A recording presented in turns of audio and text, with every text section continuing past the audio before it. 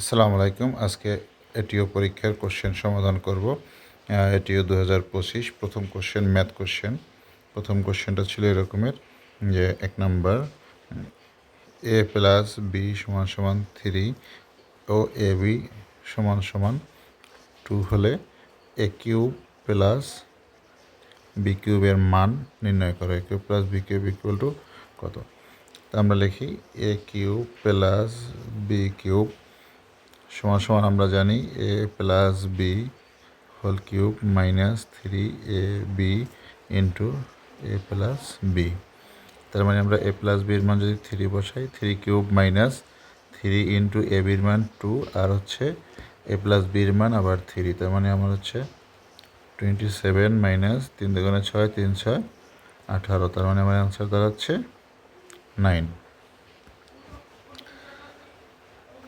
তারপরের কোশ্চেন হচ্ছে আমার 2 নম্বরে যে 9 to the power 2x minus 5 equal to 1/27 হলে এক্সের মান নির্ণয় করো।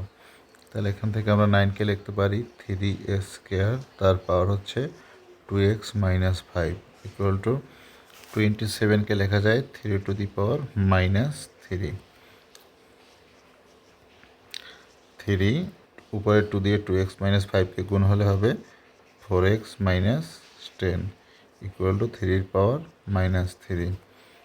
দ্যাট ইমপ্লাইজ আমরা জানি বেস বেস যদি সমান হয় তাহলে পাওয়ার পাওয়ার সমান হবে, অর্থাৎ এই বেস এবং বেস সমান, সেক্ষেত্রে আমরা এই পাওয়ার এবং পাওয়ারকে সমান বলতে পারি। তাহলে আমাদের হয় 4x minus 10 equal to minus 3। That implies 4x equal to 10 minus 3 equal to 7।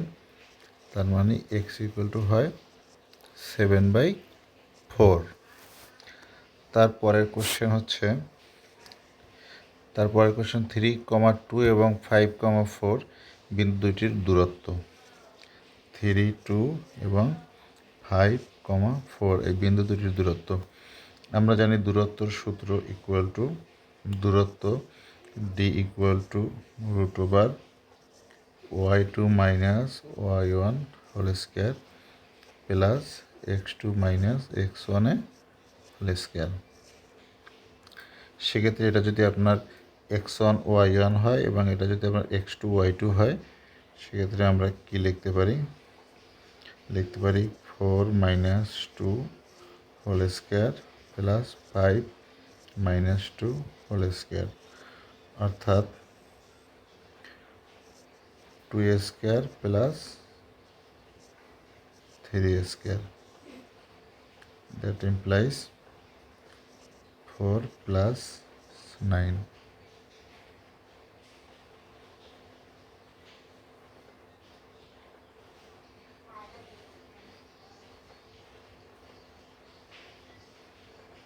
Sorry, এটা হবে 4 মাইনাস 2 আর 5 মাইনাস 3 হবে। সেক্ষেত্রে এখানে হবে 2, তার মানে এটাও 4। তার মানে 4 ইকুয়াল টু হচ্ছে √8 ইকুয়াল টু হচ্ছে 2√2। তারপরের কোশ্চেন নাম্বার 4। কোশ্চেন নাম্বার 4-এ আছে লগ 10 ভিত্তিক x ইকুয়াল টু -2 হলে এক্সের মান নির্ণয় করো। সেক্ষেত্রে আমরা লিখতে পারি x equal to 10 power -2, 10 power -2 equal two 1/10 square, তার মানে 1/100, আর 1/100 ইকুয়াল টু 0.01। তারপরের কোশ্চেন আছে কোশ্চেন নাম্বার 5 যে x প্লাস 2 ইকুয়াল টু 2 এবং x মাইনাস 2 ইকুয়াল টু 4 হলে x, y, x এবং y এর মান নির্ণয় করো। তাহলে x এবং y এর মান নির্ণয় করবে। সমীকরণ দুইটা যদি আমরা x মাইনাস y, এই সমীকরণ দুটো যদি আমরা যোগ করি তাহলে আমরা x এর মান পাবো, অর্থাৎ x প্লাস 2 ইকুয়াল টু 2 আর x minus y equal to 4। যোগ করলে y cancel, 2x equal to 6, that implies x equal to 6/2, তার মানে 3। আর এক্সের মান যদি 3 হয়, সরি এখানে হবে আমার ওয়াই। এক্সের মান যদি 3 হয়, এক্সের মান 1 নং সমীকরণে যদি বসাই, এক্সের মান 3 যদি আপনি এখানে এই সমীকরণটা বসাই দেন, তাহলে কত হয়? 3 প্লাস ওয়াই ইকুয়াল টু 2, তার মানে ওয়াই ইকুয়াল টু -1। এটা হচ্ছে এই কোশ্চেনের অ্যান্সার।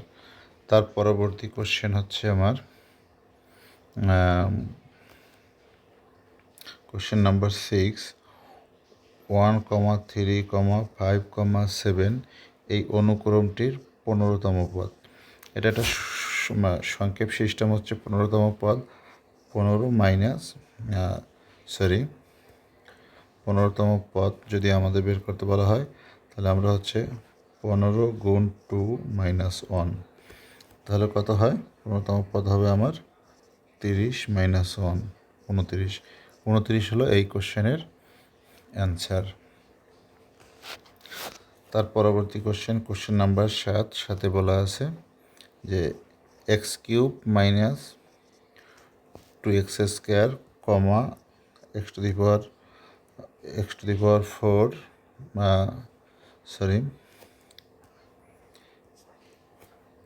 x স্কোয়ার মাইনাস 4 কমা xy মাইনাস 2y এই রাশিগুলোর ঘষাগু নির্ণয় করো। তাহলে আমরা প্রথমে এই রাশি তিনটাকে উৎপাদক করব। প্রথম রাশিটাকে যদি উৎপাদক করি, তাহলে আমাদের হয় এক্স স্কোয়ার কমন যায়, সেখানে থাকে হচ্ছে এক্স মাইনাস 2, আর কিছুই করা যায় না। পরবর্তী রাশিটাকে আমরা এ স্কোয়ার মাইনাস বি স্কোয়ারের সূত্রে যদি লিখি, এক্স স্কোয়ার মাইনাস 2 স্কোয়ার, এটা তার মানে হচ্ছে আমার এক্স প্লাস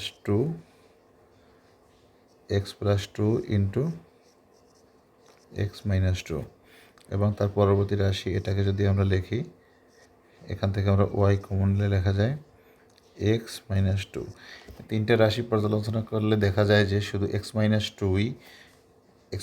2 তিনটা রাশিতে কমন আছে, আর আমরা জানি তিনটা রাশিতে যেটা কমন থাকবে সেটাই হবে আনসার, অর্থাৎ এক্স মাইনাস 2 হবে এই প্রশ্নের উত্তর। তারপর কোশ্চেন নাম্বার 8-এ বলা আছে দুইটি সংখ্যার ঘষাগু 15 এবং লসাগু যদি আমার 225 হয় এবং এর একটি সংখ্যা যদি আমার 45 হয়, তাহলে অপর সংখ্যা কত?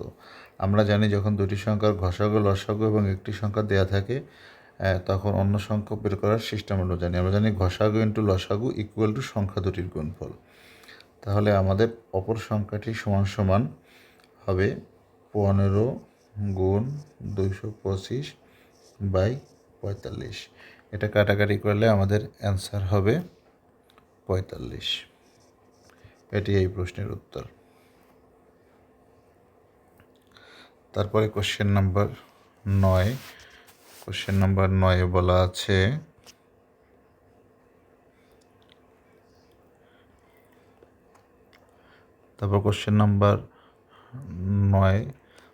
আছে যে 2,3 এবং 4,9 এই বিন্দুগামী সরলরেখার ঢাল।